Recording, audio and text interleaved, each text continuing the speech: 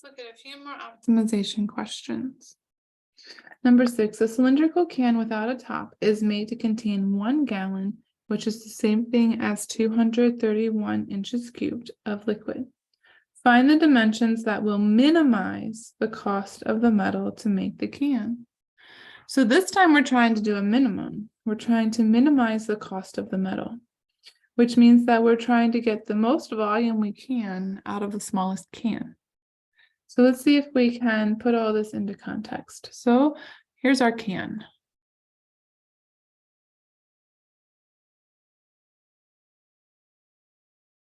There we go.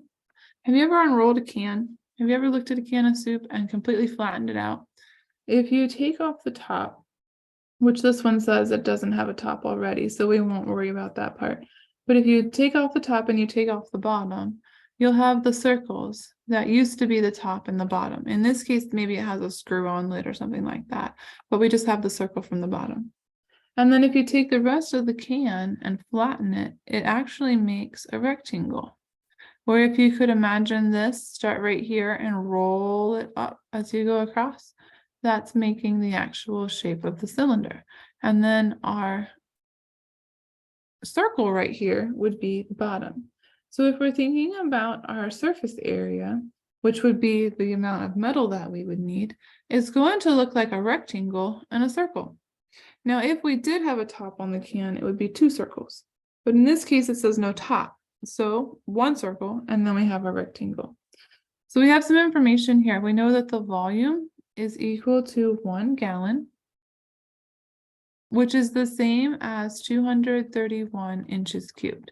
You don't often think about volume in terms of inches cubed, but you can. It is still a unit of volume because it has that third dimension there.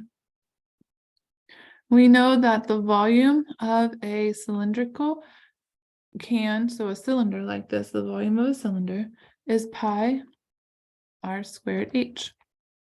What else do we know? Well, we can look at this right here and we can figure out our surface area.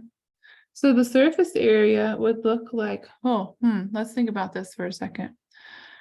This dimension right here would be our h, and that's going to be the side of our can. And then this dimension right here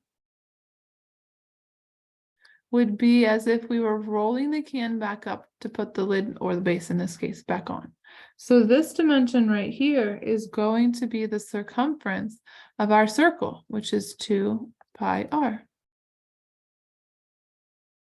And then we would have the area of a circle over here, and the area of a circle is pi r squared. So if we wanted to put all this together to get the surface area, we would have our area of our circle, so pi r squared, and that's the base, plus the area of the side right here, which is length times width, so 2 pi r times h. So it gets kind of tricky to write out our surface area equation. So what do we know? Well, 1 gallon, one's kind of hard to work with, so I think I'm going to use the 231 instead. At least that way, if I get a fractional piece, it won't be a teeny tiny fraction of 1, it'll just be a fraction of 231. So I think I'm going to opt for that 231 inches cubed. It also helps to put inches for our radius and our height, so that when we're looking at our diameter or our radius or our height or the length of any of our pieces here, we're looking at the dimensions in terms of inches. Looking at the dimension in terms of gallons, that doesn't make a whole lot of sense. So looking at the dimensions in terms of inches, I think that would be a better idea. All right, so what do we know? We know that our volume is pi r squared h. So we know that our volume is 231. And that is equal to pi r squared h. And that's coming from our volume formula. I don't want to take the square root, so let's try to solve this for h. So 231 divided by pi r squared will give us h. Now, what value do we have in doing that? Well, our value becomes our surface area equation, because we're trying to find the dimensions that will minimize the cost of the metal. So that means we need the smallest amount of metal we can find. So here we have pi r squared plus 2 pi r, and now we have 231 over pi r squared, replacing our h. So now we have one equation. We have two unknowns with our surface area and our r, but we're going to take our derivative and set our surface area equal to 0. So we're okay there. So what can we do here? Well, let's see. I see an r right here and an r right here that can cancel. I see a pi and a pi that can cancel. So I think we can clean up our surface area equation just a little bit. So pi r squared plus 2 times 231 is 462. And let's see, is there anything else that's left? Oh, it looks like we still have that r in the denominator. There we go. So now we need to take our derivative.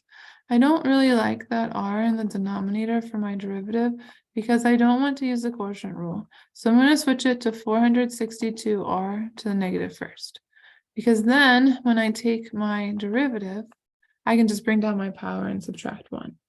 So the derivative here, so bring down your power, subtract 1. There we go. Bring down your power, so that would become negative 462. R subtract 1. There we go. So after we take our derivative, we set our derivative equal to 0. I'll put it up here.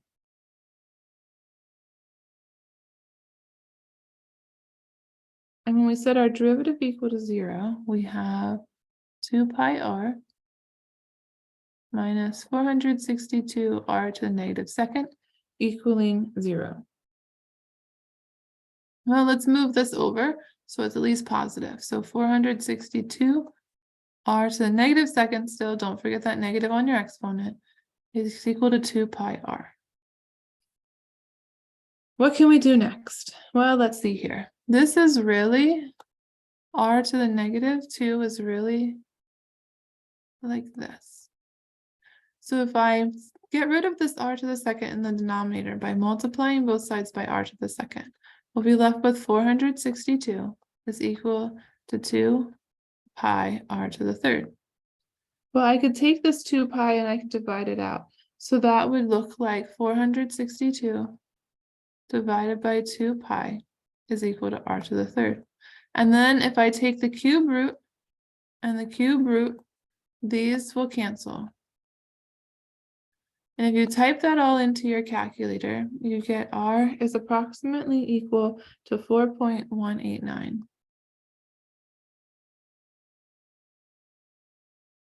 And that is in inches.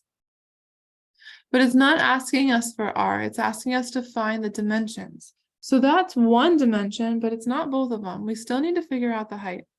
So let's see if we can figure this out. The surface area equation has the height in it, yes, but I don't know the surface area, so no, that's not going to help us out. The volume, well, I know the volume, I know the radius, so I can use that equation and now solve for height. So I'm going to go back to volume is equal to pi r squared h. So volume is 231 is equal to pi. R we just figured out. That's our 4.189 squared, and we need to figure out our h.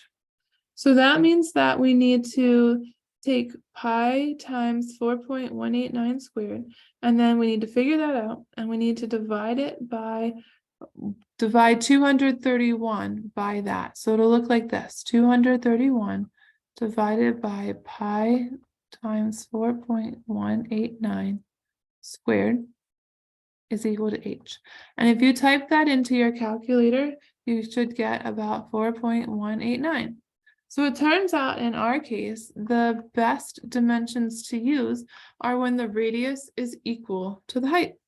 So the dimensions for our can are a height and a radius, both in this case, of 4.189 inches.